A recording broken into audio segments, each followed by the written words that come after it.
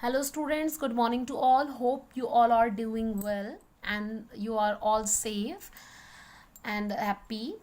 So, in the previous lecture we were discussing about fluid connective tissue. We had started blood and just introduced the blood. Okay, now introductory part किया था हमने सिर्फ blood का, and in today's lecture we will discuss in detail blood cells. What are the different types of blood cells? तो blood के अंदर दो चीज़ें हमने डिस्कस की थी, that is fluid part that is known as plasma and other part is fluid के अलावा जो है that is cells, different type of cells. Blood के अंदर कौन कौन से सेल्स होते हैं? सो ब्लड सेल्स को हम टेक्निकली बोलते हैं blood corpuscles. Blood corpuscles. First one is RBC. पहला ब्लड सेल है RBC, that is red blood corpuscles और red blood cells. Other name of red blood cell is erythrocytes. Cytes का मतलब होता है सेल. वाइट ब्लड सेल्स और white corpuscles. Okay, sorry, okay, white blood cells or white blood corpuscles, WBCs, and other name is leukocytes. Third one is blood platelets or thrombocytes. Okay, thrombocytes. So these are the main three types of blood cells. We will discuss one by one.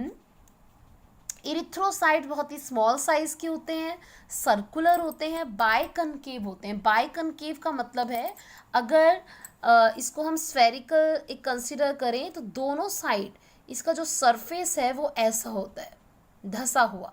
तो अगर हम side से observe करें, this is the concave side. Concave का मतलब है केव. केव का मतलब धसा हुआ. जैसे स्पून के दो साइड्स होते हैं, ठीक है, एक धसा हुआ होता है, एक उभरा हुआ होता है. तो ये these are the two types of these are the two surfaces of the RBC. Okay, so next one they lack nucleus. मतलब जो न्यूक्लियस होता है वो नहीं होता. इमेच्योर फॉर्म में तो होता है, लेकिन मैच्योर जब हो जाते हैं आरबीसी तो उनके अंदर न्यूक्लियस नहीं होता. ठीक है. नेक्स्ट वन, कितना होते हैं आरबीसीज? 5 मिलियन पर क्यूबिक mm. ठीक है, पर क्यूबिक mm इतने मिलियंस होते हैं आरबीसी ब्लड में. ठीक है. नेक्स्ट, ब्लड जो आरबीसी होते हैं, अगर से इट इज़ एन आरबीसी, तो आरबीसी के अंदर एक प्रोटीन होता है, आयरन कंटेनिंग प्रोटीन, जिसको बोलते हैं हीमोग्लोबिन. हीमोग्लोबिन का काम है एक तो ये इसका पिगमेंट, ये कलर रेड कलर प्रोवाइड करता है blood, that is because of RBC के अंदर हीमोग्लोबिन होना. ठीक है. और दूसरा इसका काम है, it helps in the transport of gases.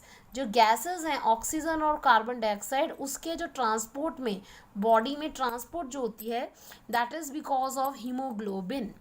It is represented as HB. Okay. Next one, ये फॉर्म कहाँ होते हैं? बोन मैरो, जो फ्लूइड पार्ट होता है बोन का, उसके अंदर, बोन मैरो के अंदर, रीढ़ की हड्डी के अंदर जो फ्लूइड होता है बोन के अंदर.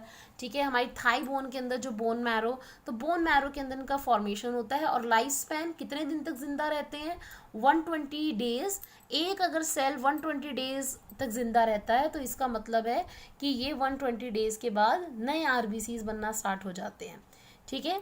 उसके बाद 99% जो ब्लड है, और ब्लड के अंदर सेल्स हैं, उसमें से सबसे ज़्यादा आरबीसी, जो टोटल आरबीसी, टोटल जितने भी ब्लड के अंदर सेल्स हैं, उसमें से 99% जो हैं वो ब्लड सेल्स आरबीसीज होते हैं. ठीक है. Next one, exchange of gases में हेल्प करता है. I have already told you, discussed it. Okay. Next one, WBCs को बोलते हैं soldiers of the body, to fight against bacterial infections और जो भी पैथोजन है डिजीज कॉज करने वाला, तो उसके अगेंस्ट फाइट करने वाला, या सोल्जर जैसे लड़ने जाते हैं, ऐसे ही हमारी बॉडी के अंदर WBCs लड़ते हैं बैक्टीरियाज और वायरस के अगेंस्ट. राउंड होते हैं, अमोइबॉइड शेप भी होती है. अमीबा का मतलब है इरेगुलर शेप होती है, लाइक दिस. ठीक है. राउंड भी हो सकती है। न्यूक्लिएटेड का मतलब है न्यूक्लियस प्रेजेंट होता है, कलरलेस होते हैं, ठीक है। और फॉर्म बोन मैरो में होते हैं। और एक और स्ट्रक्चर होता है आपकी जो थ्रॉट वाला, जो गले वाला रीजन है उसके आसपास जहाँ से लंग स्टार्ट होते हैं, वहाँ पर एक ग्लैंड, एक स्ट्रक्चर होता है जिसको बोलते हैं थाइमस, वहाँ पर भी WBC फॉर्म होते हैं। एक स्ट्रक्चर होता है spleen, that is near the stomach, उसके अंदर भी WBCs फॉर्म होते हैं। डिफेंस मैकेनिज्म का मतलब है लड़ने के लिए जो है आपकी जो बैक्टीरियाज वगैरह है, जो भी फॉरेन पार्टिकल्स हैं, उसके अगेंस्ट एंटीबॉडीज़ कुछ ऐसे प्रोटीन्स बनाते हैं जो उनको किल कर दें। अगर हमारी बॉडी के अंदर कोई फॉरेन पार्टिकल आ गया है तो this is the normal structure of antibody. तो ये एंटीबॉडी उसके अगेंस्ट जो है वर्क करती है और इनको किल कर देती है, ठीक है। और बहुत सारे टाइप्स होते हैं WBCs के। Say an example eosinophil, neutrophil, basophil, monocyte, lymphocytes. हम इसको डिटेल में नहीं करेंगे because it is in the higher classes. तो WBCs के बहुत सारे टाइप्स होते हैं। सो दे आर 2 टाइप्स और उसके बहुत अलग अलग एग्जाम्पल्स हैं, ठीक है। Next one is blood platelets. Blood platelets blood clotting में हेल्प करते हैं।